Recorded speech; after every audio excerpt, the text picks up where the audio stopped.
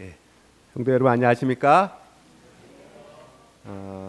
오늘 주님의 전에 오신 여러분들을 또 진심으로 환영합니다. 미국에서 오신 우리 임석 장로님 가정 또 그 장로님 가정 또 뵙기 위해서 우리 김옥희 집사님 또 함께 오늘 참여해 주셨고요. 동생분 되시는 우리 김순희 우리 사모님 함께 참여해 주셨는데 진심으로 환영드립니다. 우리 신정무 집사님, 우리 남편 되신 우리 변경석 선생님 오늘 오셨는데 진심으로 환영합니다. 예. 우리 교회 표 함께 제창하고 시작을 하겠습니다. 시작. 성결한 성도, 행복한 가정, 건강한 교회. 예. 오늘은 오직 성령 충만을 받으라. 이 개인적 신앙 부흥의 단계에 대해서 함께 좀 말씀을 드리도록 하겠습니다. 하나님의 말씀 누가복음 11장 13절에 있는 말씀 같이 한 목소리로 읽어보겠습니다. 시작. 너희가 악할지라도 좋은 것을 자식에게 줄 알거든 하물며 너희 하늘 아버지께서 구하는 자에게 성령을 주시지 않겠느냐 하시니라. 우리 에베소 5장 18절에 있는 말씀도 함께 읽겠습니다. 시작. 술 취하지 말라. 이는 방탕한 것이니 오직 성령의 충만을 받으라. 우리는 지난 10월 4일부터 24일 지난 목요일까지 21일 동안 특별 릴레이 금식 이 새벽 기도회를 진행을 했습니다. 우리 릴레이 금식에는 총 23분이 함께 참여를 해서 함께 금식하며 기도를 드려주셨고요. 우리 성도들은 또 한 마음으로 금식야를 위해서 기도해 주셨습니다. 감사를 드립니다. 또 새벽 기도회에는 우리 교회 현장에서 또 줌으로 이렇게 진행을 하면서 매일 10여 분 성도들이 참여해서 말씀을 나누고 기도하는 시간을 가졌습니다. 가장 많이 참석했을 때는 교회 8명, 또 줌에 또 8명 이렇게 참여해서 함께 말씀을 나누고 기도하는 시간을 가졌습니다. 우리 새벽 기도 시간에 우리 개인적 신앙 부흥의 단계라고 하는 이 책 혹시 여러분 보셨습니까? 2020년도에 우리 사경의 교재로 함께 여러분들 다들 공부를 하셨으리라 생각됩니다. 혹시 집에 가셔서 이 빨간 책을 한번 찾아보시기 바랍니다. 그래서 한번 다시 한번 좀 읽어보시면 좋겠습니다. 우리 새벽 기도회 때 총 21번에 걸쳐서 이 말씀을 함께 나눴는데 마지막 시간에 좀 요약 정리하는 시간을 가졌었는데 오늘 다시 요약 정리하는 시간을 다시 한번 좀 가져보려고 합니다. 먼저 이 책의 저자는 독일의 재림교회 목사님이신 헐무트 하우바일 목사님이십니다. 근데 이 책을 쓰게 된 계기가 있는데 왜 우리 교회와 이 교단에 크고 작은 문제들이 끊임없이 일어날까? 또 왜 우리 교회 재림 청년들이 교회에 오래 머물지 못하고 교회를 떠나갈까? 또 우리의 자녀 세대가 과연 교회에 남아 있을 것인가? 이런 깊은 고뇌를 하다가 그 원인을 생각하게 되었고 그 문제의 이 원인이 바로 성령의 결핍에 있다라고 하는 것을 깨닫게 되어서 이 책을 쓰게 되었다고 합니다. 우리가 문제의 원인을 알고 그 해결책을 찾아서 삶에 적용하게 되면 그 문제들이 많이 감소가 될 수 있겠죠. 먼저 현재 이 성령 결핍에 대해서 앤드류스 대학교의 담임 목사님이신 드와이트 넬슨 목사님께서 이렇게 말씀을 하고 있어요. 재림교회가 거의 완벽한 수준의 제도와 프로그램과 기획들을 개발해 왔다는 점에서는 참으로 칭송받을 만하다. 그러나 교단적인 영적 파산 상태, 바로 성령의 결핍을 이야기하고 있습니다. 이것을 우리가 솔직히 시인하지 않는다면 우리는 형식 의존적 구렁에서 결단코 빠져나올 수 없을 것이다 라고 말씀을 합니다. 지금 우리의 상태가 교단적인 영적 파선 상태, 그로 인해서 우리의 삶은, 우리의 신앙생활은 형식 의존주의에 빠져 있다라고 말합니다. 우리가 이 상태를 솔직하게 시인하지 않으면 결코 빠져나올 수 없다라고 말씀합니다. 그러면 우리의 상태에서 벗어나올 수 있는 유일한 해결책이 무엇일까요? 스가랴 4장 6절에 이렇게 말씀합니다. 같이 한번 읽어볼까요? 시작. 만군의 여호와께서 말씀하시되 이는 힘으로 되지 아니하며 능력으로 되지 아니하고 오직 나의 영으로 되느니라. 우리가 지금 이 영적 파산 상태 그리고 형식주의의 삶에서 벗어나기 위해서는 우리의 어떤 힘이나 또 우리의 능력으로 되지 아니하고 오직 하나님의 영으로만 될 수 있다라고 말하고 있습니다. 그 결과로 우리 교회의 영적 성장을 이룰 수 있고 또 우리의 속사람이 근본적으로 변화될 수 있고 또 우리의 개인과 가족과 교회 안에 여러 가지 불협화음이 있었던 것을 화해하도록 이끌고 또 우리에 대한 모든 문제를 해결할 수 있는 유일한 길, 그것이 바로 성령을 통해서 해결할 수 있다라고 말씀하고 있습니다. 그래서 이 책을 쓰신 저자는 우리에게 간절히 요청하는데요, 이 책을 여러 번 읽으라. 이 책의 내용을 확실하게 파악하기 위해서 한 6번에서 10번 정도 읽으라라고 이렇게 말씀을 합니다. 우리가 이 책에서 일어나는 모든 문제에서 벗어나기 위해서 먼저 이 책의 내용을 또 확실하게 파악하는 것이 필요하기 때문에 개인적으로 여러분들 또 이 책을 자세하게 또 자주 읽어보시면 좋겠습니다. 그리고 무엇보다 우리가 실천해야 할 중요한 것이 있는데요, 그것은 우리가 바로 날마다 아침마다 일어나면서 이 종로의 계단에 있는 말씀처럼 자신을 어떻게 하라? 하나님께 바치라. 그리고 이 일을 그대의 첫째로 할 일로 삼으라라고 말씀을 하고 있습니다. 아침마다 신성한 성령의 침례를 받기 위해서 탄원하는 일을 게을리하지 말라라고 말씀하는 것입니다. 그래서 우리는 에베소 5장 18절의 말씀처럼 지속적으로 또 반복적으로 새롭게 성령을 구하는 일을 게을리하지 말고 이 일을 첫 번째 일거로 삼아야 할 것입니다. 그럼 예수님께서 주신 이 가장 귀중한 선물에 대해서 잠깐 살펴볼 텐데요, 이 성령은 예수님께서 제자들에게 사랑하신다고 하는 표로 주시는 모든 선물 중에서 가장 이 최고의 선물이 성령이다라고 말씀합니다. 왜 이 성령이 하나님께서 주신 최고의 선물일까요? 이것은 하나님의 능력, 하나님의 본능이 들어오는 통로이기 때문에 그렇습니다.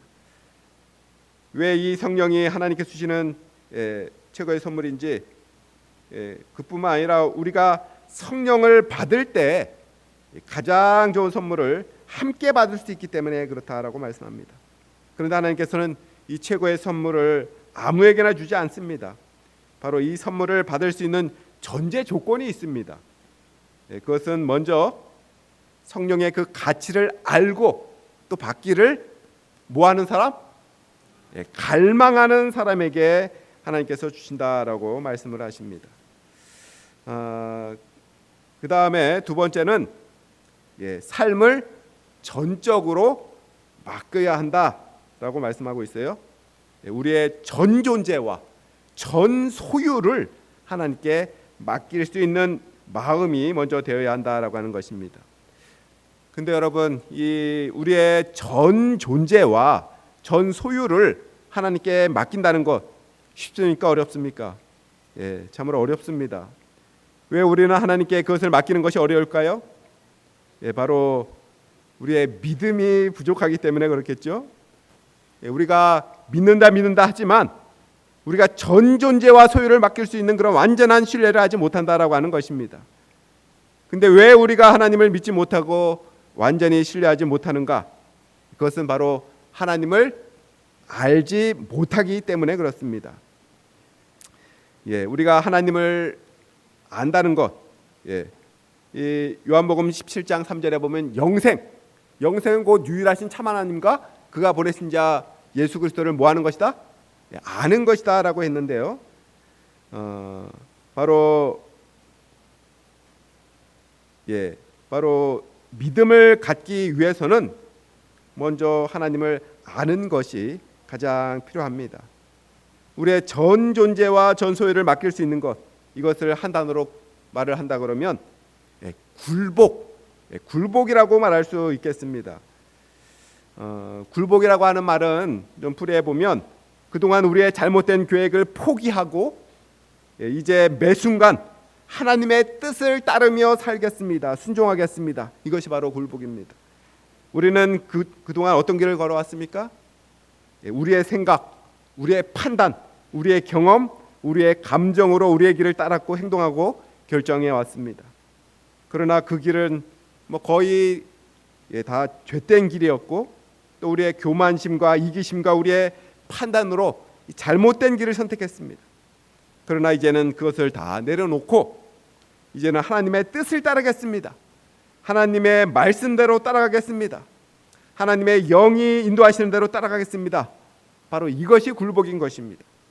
그래서 우리가 성령을 선물로 받기 위한 전제 조건, 바로 첫 번째가 성령의 그 가치를 알고 또 받기를 갈망하는 것이 첫 번째고요. 그 다음에 두 번째로 지속적으로 반복적으로 새롭게 성령을 간구하는 것이고요. 그리고 세 번째는 우리의 전 존재와 전 소유를 하나님께 맡길 수 있는 어떤 마음? 굴복하는 마음이 이 세 번째 전제 조건입니다. 이 전제 조건이 꼭 이루어져야만 성령을 받을 수 있는 것입니다. 그 다음에 하나님께서는 왜 우리에게 성령을 주시기를 원하시는가? 요한복음 10장 10절에 보게 되면 내가 온 것은 양으로 생명을 얻게 하고 더 풍성히 얻게 하려는 것이라 라고 말씀합니다. 하나님께서는 우리에게 생명을 주시기를 원하시고 또 우리에게 풍성한 삶, 이 행복한 삶으로 이끄시기 위해서 우리를 생명의 근원, 이 풍성한 삶의 근원이신 성령을 우리에게 주시기를 원하십니다. 하나님께서는 예수님께서 이 땅에 재림하신 후에 천국에서만 우리가 영생이 시작되고 행복한 삶을 살기를 원하시는 것이 아니라 바로 이 땅에서도 지금 현재 우리가 영생의 삶이 시작되고 생명이 시작되고 또 풍성한 삶을, 이 행복한 삶을 주시기를 원하시는 것이 바로 하나님의 소원이다라고 말씀합니다. 근데 왜 성령의 충만함을 우리가 경험하지 못하고 있을까요? 여기 보면 구하지 않기 때문이다. 갈급해하지 않기 때문이다라고 말씀하고 있고요. 비우지 않았기 때문이다. 내 자아를 완전히 하나님께 굴복하지 않았기 때문이다라고 말씀하고 있고, 깨끗하지 않기 때문이다라고 말씀합니다. 성령은 거룩하신 분이기 때문에, 거룩하신 영이기 때문에 깨끗하지 않는 데는 성령이 임할 수가 없죠. 하나님과의 관계, 이 관계 맺음에 실패했기 때문에 우리가 성령 충만을 하지 못하다라고 말씀합니다. 그렇다면 우리가 성령을 어떻게 구해야 될까요? 하나님께서 그 방법을 가르쳐 주셨는데요. 성령을 받기 위해서 끈질긴 기도를 하고 그리고 성령을 주시도록 요청하라, 우리에게 특별하게 호소하십니다. 이것은 바로 성령을 구하라라고 명령문으로 주어졌고요. 이 명령은 해도 되고 안 해도 되는 것이 아니죠. 반드시 해야 되고 이것이 바로 예수님의 명령인 것입니다. 그래서 우리는 에베소 5장 18절에 있는 말씀처럼 지속적으로 반복적으로 새롭게 성령을 구해야 되는데 이 두 가지 조건이 있습니다. 긴급하게 지체하지 말고 구해야 됩니다. 왜냐하면 이것은 구원과 생명과 상관이 있기 때문에 그렇습니다. 우리가 언제 죽을지 모르죠. 오늘 죽을 수도 있고 내일 죽을 수도 있습니다. 구원은 바로 오늘 이루어지는 것입니다. 그래서 우리는 이 성령을 구하는 것에 지체하지 않고 긴급하게 구해야 되겠습니다. 두 번째로는 지속적으로 구해야 되겠습니다. 에베소 5장 18절 말씀처럼 영속적으로 계속해서 끊임없이 지속적으로 변함없이 항상 늘 새롭게 날마다 성령을 구해야 되겠습니다. 그리고 실물교훈에 보게 되면 하나님께서는 한 번만 구하면 받을 수 있다라고 말씀하지 않으신다. 그분은 우리에게 구하라고 명령하시고 낙심하지 말고 꾸준히 기도하라라고 하신다. 꾸준한 기도는 그 간구자라 하여금 더욱 열성 있는 태도를 갖게 할 뿐만 아니라 그가 구하는 것을 더욱 갖고 싶어지도록 만든다라고 말씀합니다. 이 성령은 기도를 통해서 받는 것입니다. 구하는 자에게 주시는 성령, 그리고 한 번만 기도할 것이 아니라 아주 꾸준히 지속적으로 낙심하지 말고 기도해야 되는 것입니다. 그리고 우리가 한 가지 또 깨달아야 할 것은 올바른 의도로 구하는 자에게 반드시 성령을 받는다라고 말씀합니다. 무슨 약속이든 믿음으로 구했다면 우리가 바라는 것은 이미 또 받은 것으로 여기라라고 말하고 있습니다. 우리가 간혹 성령을 받았는지 안 받았는지 그것을 느낌으로 생각하는 분들이 있습니다.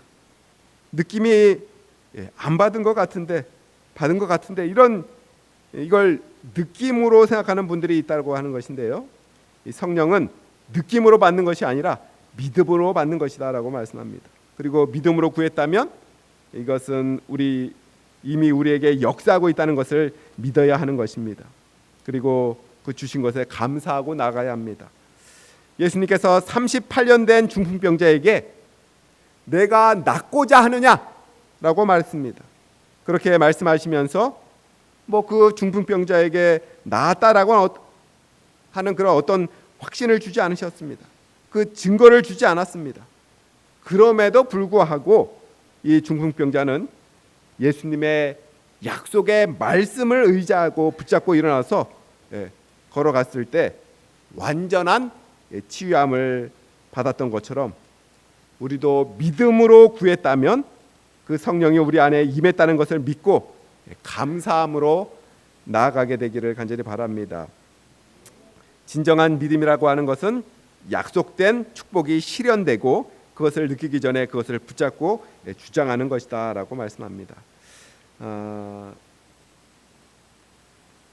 다음에 우리가 당면한 문제의 근간이 무엇인지 살펴보는 것이 필요한데요.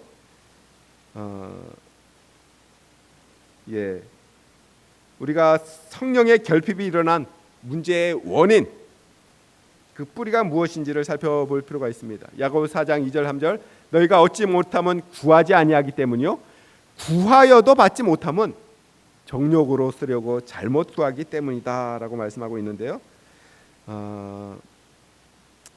우리는 성령을 이야기하고 성령을 통하여 기도가 응답되기를 원했지만 정말 지속적으로 또 반복적으로 새롭게 성령을 구하는 것을 몰랐던 것 같습니다. 그런데 이 책을 통해서 우리가 구하면 받을 수 있다라는 것을 함께 배웠고요. 우리가 또 날마다 지속적으로 변함없이 성령을 구하면 되겠습니다. 그리고 우리가 구하였는데도 불구하고 정욕으로 쓰려고 잘못 구하면 성령을 받지 못한다라고 말씀을 합니다. 희대의 소망에 보면 그들은 그리스도에 관하여 성령에 관하여는 말하지만 아무런 이익을 얻지 못한다. 그들은 거룩한 능력의 지도와 제재를 받음으로 영혼을 복종시키지 않는다라고 말하고 있습니다. 우리는 성령을 받는 이유가 이 성령에 의해서 쓰임 받기 위해서 성령을 받습니다. 그런데 우리는 우리가 성령의 이름, 이 성령의 권능을 쓰기 위해서 우리가 성령을 구하지 않았나? 우리 자신을 되돌아보고 또 우리가 성령의 쓰임 받기 위해서 우리 자신을 굴복하고 순종하는 우리가 되었으면 좋겠습니다. 다음은 우리가 하나님과의 개인적인 관계를 통해서 이 세 가지 유형으로 나눠진다라고 말씀을 합니다. 내가 어느 유형에 속했는지 확실히 아는 것 중요한 것 같습니다. 나의 영적인 상태가 어떠한 상태인지 정확히 진단하는 것이 가장 중요한 일이겠죠. 과연 내가 어떠한 삶을 살고 있는지 내 자신의 내면을 살펴볼 필요가 있겠습니다. 이 세 가지 유형이 나오는데요. 첫 번째로는 자연인입니다. 자연인은 세상에 속한 사람이고요. 성령과 상관없는 하나님을 믿지 않는 사람을 말합니다. 뭐 우리 모두는 하나님을 믿는 사람들이기 때문에 이 자연인은 아닌데, 근데 중요한 것은 교회 안에 또 두 부류의 그리스도인이 존재한다라고 하는 것입니다. 두 번째는 육신적인 그리스도인이 있습니다. 그 사람들은 어떠한 사람인가? 선천적으로 부여된 능력과 재능과 또 신체적인 힘을 의존해서 이 성령과는 무관하게 살아가는 사람들, 그들이 바로 육신적 그리스도인이다라고 말하고 있습니다. 그 사람들은 성령 충만을 온전히 미치지 못했거나 아예 성령 충만을 받지 못한 사람들입니다. 이 사람들은 마땅히 도달해야 될 믿음의 표준에 미달된 상태, 그래서 영적 성장이 일어나지 않는 상태에 있는 사람들입니다. 성화는 늘 자라나게 되어 있는데요, 그런데 영적인 성장이 일어나지 않고 또 성령의 힘에 의존하지 않고 자신의 힘에 의존하는 사람을 이 육적인 그리스도인이다라고 말합니다. 우리가 교회 안에서 뭐 성경 지식을 많이 소유했다 할지라도, 우리가 교회 활동에 아주 적극적으로 활동했다 할지라도, 우리의 신앙 연수가 오래되었다 할지라도, 또 교회 안에서 여러 각종 직책과 부서의 책임을 맡고 있다 할지라도, 그리고 하나님의 사업에 아주 크게 기여하였다 할지라도, 우리 안에 성령을 통하여 그리스도가 내재하지 않으신다면, 우리 안에 성령님께서 계시지 않는다면, 그리스도가 계시지 않는다면, 그리고 하나님과의 개인적인 관계를 갖지 못했다고 한다면 우리는 바로 육적인 그리스도인이다라고 말씀하고 있습니다. 마태복음 7장 22절 23절에 보면 이렇게 말합니다. 주의 이름으로 선지자 노릇하고 주의 이름으로 귀신도 쫓아내고 주의 이름으로 많은 권능도 행하였다라고 할지라도 우리가 하나님과의 그 성령을 경험하지 못하고 성령 충만에 있지 못한다고 하면 예수님께서 우리에게 오셔서 뭐라고 말씀하세요? 내가 너희를 도무지 알지 못한다라고 말씀하신다고 이야기하고 있습니다.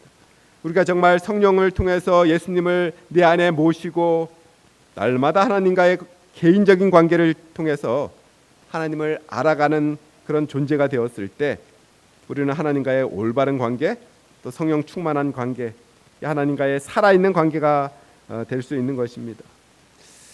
여러분 뭐 TV에 나오는 이 뭐 정치인이나 유명인 이 탤런트들이나 그들을 우리가 뭐 잘 알고 있다라고 생각할지 모르지만 그가 나를 알지 못한다 그러면 서로 아는 관계가 아니다라고 한다 그러면 정말 아는 것이 뭐 내가 누구를 알아라고 하는 것 아무 의미가 없는 것입니다. 내가 뭐 대통령 알고 누구를 알아, 유명인 누구를 알아, TV에서 맨날 봐서 아는 것하고 실질적인 관계를 통해서 아는 것하고는 너무나도 다른 것이죠. 가장 중요한 것은 우리가 하나님을 아는 어떠한 일을 하기 전에, 하나님의 일을 하기 전에 먼저 성령을 통해서 그리스도를 내 안에 모시고 매일같이 하나님의 말씀과 기도와 성령을 통해서 하나님을 아주 긴밀하게 개인적으로 아는 그 관계가 되는 것이 가장 중요하다라고 말씀하고 있습니다. 내가 하나님을 아는 것, 저는 하나님 잘 압니다 라고 하는데 하나님은 뭐라고 얘기해요? 나는 너희를 도무지 알지 못한다. 누가 아는 것이 중요해요?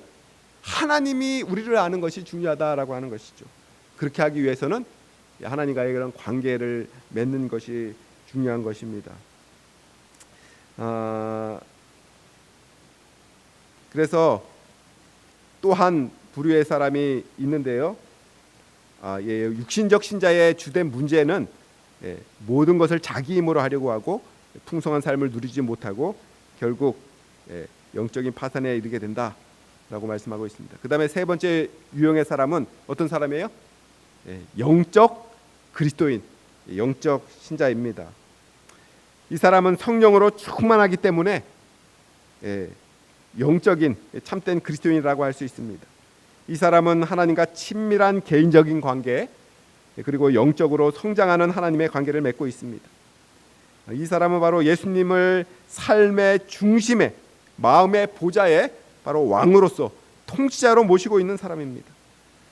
그래서 매일 자신을 하나님께 굴복하고 자신의 전 존재와 전 소유를 하나님께 맡기는 사람인 것입니다.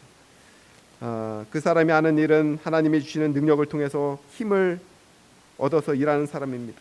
그래서 우리는 매일 하나님과의 관계를 맺으면서 하나님을 우리의 왕으로, 우리의 통치자로 모시고 하나님의 능력으로 살아가는 사람, 그 사람을 참된 그리스도인, 바로 영적인 그리스도인이다라고 말하고 있습니다. 이 그리스도인 중에서, 두 부류의 그리스도인 중에서 우리는 어떤 그리스도인인지 한번 자신을 깊이 성찰해야 되겠습니다. 그러나 만일 우리가 육적인 그리스도인이라고 하는 것을 알게 될지라도 결코 실망하거나 낙담하거나 좌절하지 말라라고 말씀합니다. 우리 문제의 해결책이 있는데요, 그 해결책은 첫 번째, 자신을 어떻게 하는 거예요? 전적으로 굴복하는 것. 두 번째는 날마다 끊임없이 성령을 구하고 성령으로 충만케 되는 것이다 라고 말씀을 하고 있습니다. 이 생명을 유지하고 살아가는데 세 가지 요소가 필요하다라고 합니다. 첫 번째로는 먹어야지 삽니다. 그렇죠? 영양분을 공급받아야 살아갈 수 있죠? 영적으로도 우리가 하나님의 말씀을 공급받아야 살아갈 수가 있습니다. 근데 거북이 교인이 있다고 그래요? 거북이 교인이 뭘까요? 새는 9일 동안도 먹고 굶어도 살아간다고 그래요. 사람은 12일, 개는 20일. 그런데 이 거북이는 무려 500일을 먹지 않고도 살아갈 수 있다 그래요. 혹 우리가 이 거북이 교인처럼 하나님의 말씀을 먹지 않고도 살아가고 있다 그러면 이 거북이 교인이 되는 것입니다. 두 번째로는 공기가 있어야 살아가지요. 산소를 공급받아야 됩니다. 영적으로는 뭐예요? 기도가 영혼의 호흡이다라고 말씀했습니다. 세 번째는 무엇입니까? 운동을 해야 돼요. 이것은 순종입니다. 우리가 제자 훈련을 받고 있는데요, 제자 훈련에서 제자의 수레바퀴라고 하는 네 가지 기본적인 것이 있어요. 늘 강조하고 늘 이야기하는 것인데요, 말씀, 기도, 순종, 전도, 이 네 가지입니다. 제자 훈련에 표가 있습니다. 한번 여러분들도 한번 같이 제창을 해볼까요? 한번 따라해 보십시오. 이해가 되면 기쁨으로 순종, 이해가 안 되면 믿음으로 복종. 우리의 삶 속에서 하나님께서 말씀하실 때 이해가 너무나 잘 돼요. 기쁨으로 순종하면 되겠죠? 근데 이해가 안 되는 일들이 너무나 많이 있어요. 그것은 믿음으로 기도하면서 어떻게 하라? 복종하라. 하나님 말씀에 복종하라라고 이야기하고 있습니다. 이 굴복이라고 하는 것은 나의 생각을 다 내려놓고 우리의 가는 길을 다 내려놓고 하나님의 말씀대로 내 매사에 하나님의 말씀대로 순종하며 가겠습니다 하는 그 과정, 이 굴복의 과정이 반드시 필요한 것입니다. 하나님께서 우리에게 굴복하게 하시는 이유가 뭘까요? 하나님께서는 우리의 죄된 노예의 상태에서 우리를 해방시켜 주시고 우리를 치유해 주시기 원하시기 때문에 그렇습니다. 우리의 겉은 정말 멀쩡한 것 같습니다. 괜찮은 사람처럼 보여요. 그러나 우리의 속사람은 어떻습니까? 머리부터 발끝까지 죄로 인해서 성한 곳이 없는 정말 피투성이 같은 삶을 살아가고 있는 것입니다. 그래서 하나님께서는 참된 의원이신 예수님께서 우리 안에 들어오셔서 우리의 몸과 마음과 영을 치유하시고 회복하시기를 원하십니다. 그런데 하나님은 무례하신 분이 아니에요. 그래서 아무 때나 들어와서 나를 치유하고 싶다고 해서 치유하고 회복하시는 분이 아니시라고 하는 것입니다. 우리가 하나님 저를 치유해 주세요, 저를 고쳐 주세요, 저를 치료해 달라고 요청했을 때만이 하나님께서 우리에게 들어오셔서 우리의 죄된 상태에서 우리를 치유하시고 회복해 주신다라고 하는 것입니다. 이것이 바로 저를 회복해 주십시오, 고쳐주세요라고 하는 것, 이것이 바로 굴복입니다. 우리가 큰 질병 때문에 병원에 검사를 하고 입원했다고 해서 의사가 마음대로 내 몸에 수술하고 치료할 수는 없습니다. 반드시 수술 전에는 뭐가 필요해요? 수술 동의서, 승낙서가 있어야지 수술을 할 수가 있습니다. 이 몸에 수술해도 좋습니다, 제 몸을 열어서 제 몸을 만져도 좋습니다, 선생님께서 내 몸을 고쳐주십시오, 이렇게 수술 동의서와 승낙서를 반드시 받습니다. 그런데 바로 굴복이라고 하는 것이 하나님 저의 죄로 인해서 병들고 상한 이 몸과 마음과 영을 고쳐주십시오 라고 이 수술 승낙서와 같다는 것입니다. 그렇게 했을 때 예수님께서는 내 안에 들어오셔서 죄로 망가지고 또 찢어지고 상하고 골마 터진 이 모든 것을 씻으시고 닦으시고 고치셔서 우리를 완전한 회복의 상태로 만들어 주시는 분이 하나님이시다라고 말씀하고 있는 것입니다. 생애의 빛 5장 헌신에 보면 이렇게 말씀합니다. 우리는 우리의 마음을 완전히 바쳐야 한다. 그렇게 하지 않으면 우리는 그분과 같이 변화될 수 없다. 우리의 죄악적인 마음은 하나님과 같지 않다. 따라서 본성적으로 하나님을 떠나게 된다. 죄인들은 사탄에게 단단히 붙들려 있다. 그들은 악마에게 사로잡혀서 악마의 뜻을 따르고 있다. 하나님께서는 우리를 고쳐주고 자유롭게 해주시기를 원하신다. 그렇게 하려면 하나님께서 우리를 전적으로 변화시켜야 한다. 그래야 비로소 우리는 우리의 새로운 욕망과 새로운 습관을 갖게 된다. 우리 노란 글씨는 같이 한번 읽겠습니다. 시작. 그러나 우리 자신을 하나님께 완전히 바치기 전에는, 굴복하기 전에는 그분께서 그 일을 하실 수 없다. 그래서 우리는 완전히 우리의 전 존재를 하나님께 맡기는 무엇이 필요해요? 굴복이 필요합니다. 그래서 굴복이라고 하는 것은 부분적인 굴복이 없습니다. 부분적인 임신이 없는 것과 같이 완전히 굴복하든지 아니면 완전히 불복하든지 둘 중에 하나라고 하는 것입니다. 중립지대는 없습니다. 그래서 우리가 완전히 굴복할 때 하나님께서 우리를 완전하게 치유해 주신다라고 말씀합니다. 우리는 이런 변화를 어떤 변화를 기대할 수 있을까요? 이 성령이 하시는 일인데요. 죄를 회개케 하시는 일, 진리로 인도하시는 일, 거듭나게 하시고 능력을 주시는 성령의 역사들을 우리가 경험할 수 있고요. 이 성령을 구하지 않으면 무엇을 잃게 되는가? 쭉 내용들이 있는데 이른 비와 늦은 비가 주는 교훈, 이른 비가 없으면 늦은 비도 없다라고 얘기를 하고 있습니다. 우리는 늦은 비 성령을 받기를 갈망을 하는데 먼저 이른 비 성령을 받아야 되는 것입니다. 날마다 우리의 삶에서 반복적으로 일어나야 되고요. 가장 확실한 재림 준비는 바로 성령으로 충만케 되는 것입니다. 그 다음에 실제적 체험을 얻는 비결, 그것은 바로 약속에 의거한 기도를 하는 것이다 라고 말씀합니다. 그를 향하여 우리의 가진 바 담대함이 이것이니 그의 뜻대로 무엇을 구하면 들으심이라. 우리가 무엇이든지 구하는 바를 들으시는 줄을 안즉 우리가 그에게 구한 그것을 얻은 줄을 또한 아느니라. 그러므로 내가 너희에게 말하노니 무엇이든지 기도하고 구하는 것은 받은 줄로 믿으라. 그리하면 너희에게 그대로 되리라. 이 하나님의 뜻에 합한 기도는 하나님께서 들어주시겠다라고 약속을 하고 계십니다. 그래서 우리는 기도할 때 어떻게 기도를 하면 좋겠어요? 성경절을 좀 찾아서 약속의 말씀을 찾아서 그 성경절 말씀을 한번 짚어가면서 기도한다 그러면 이 약속에 의거한 기도는 반드시 응답 받을 수밖에 없는 것입니다. 그 다음에 성령 충만을 확신하는 기도를 어떻게 드려야 하는가?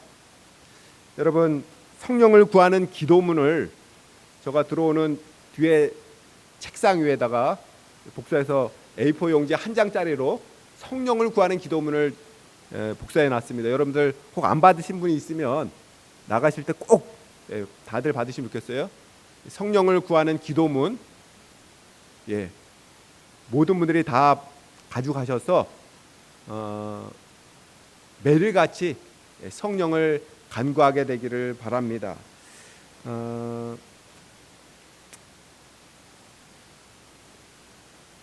길거리 노숙자 사역을 하는 한 목사님은 그분들을 다 모시고 와서 정말 그 누더기 같은 옷을 다 벗기고 목욕탕에 데리고 가서 그의 몸을 비누와 샴푸로 아주 깨끗하게 씻어 주신다고 합니다.